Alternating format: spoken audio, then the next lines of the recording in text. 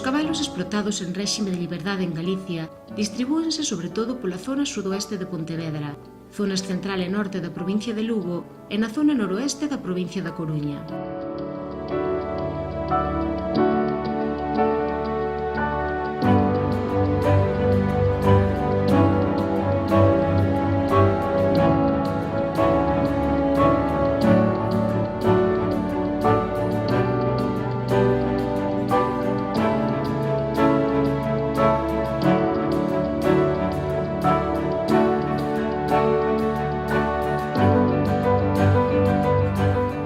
Noutros tempos, o cabalo galego foi utilizado como sustento alimenticio, así como cabalo dos exércitos en tempos de guerra e para axudar nos labores agrícolas en tempos de paz.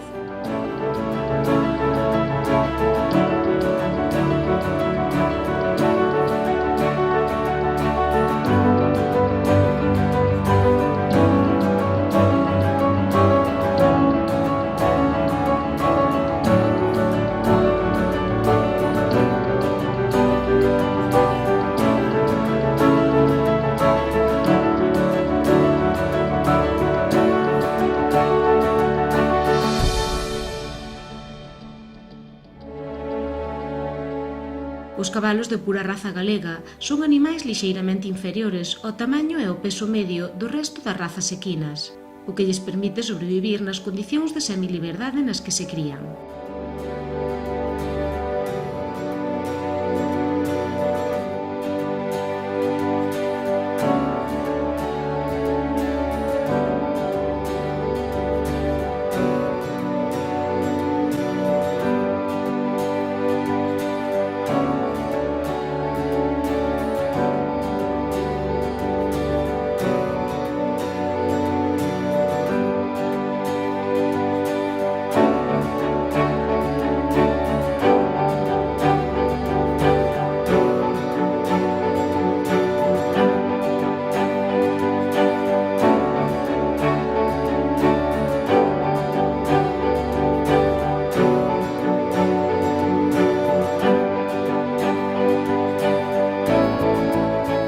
A súa cabeza posúe unha fronte longa, ancha e plana, cun abundante topete.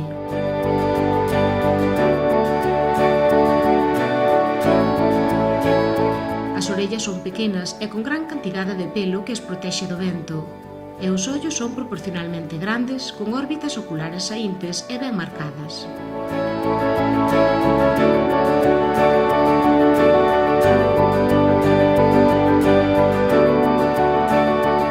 Teñen un pescozo forte e proporcionado, con crinas moi abundantes e poboadas. A liña dorsolumbar tende a ser recta e presenta unha cruz destacada.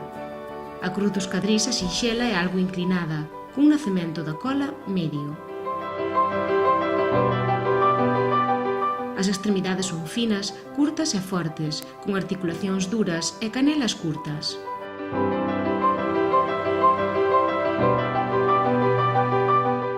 O casco é sempre escuro, redondo, pequeno e moi resistente, nunca cuberto por sedas na súa cara frontal.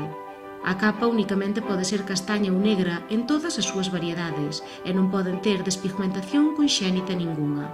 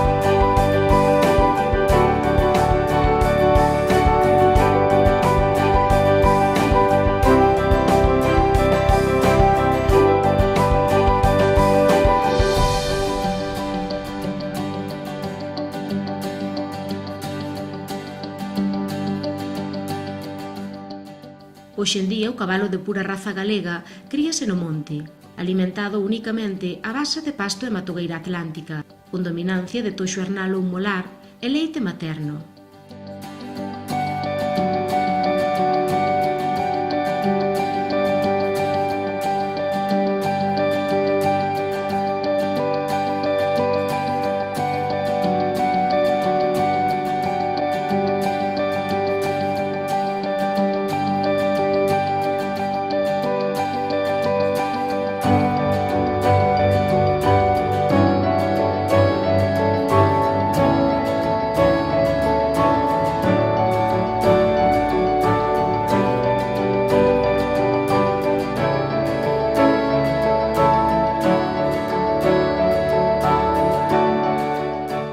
estacionalidade moi marcada, os poltros nacen na primavera, son destetados aos 6 meses aproximadamente e saen ao mercado a partir do mes de setembro.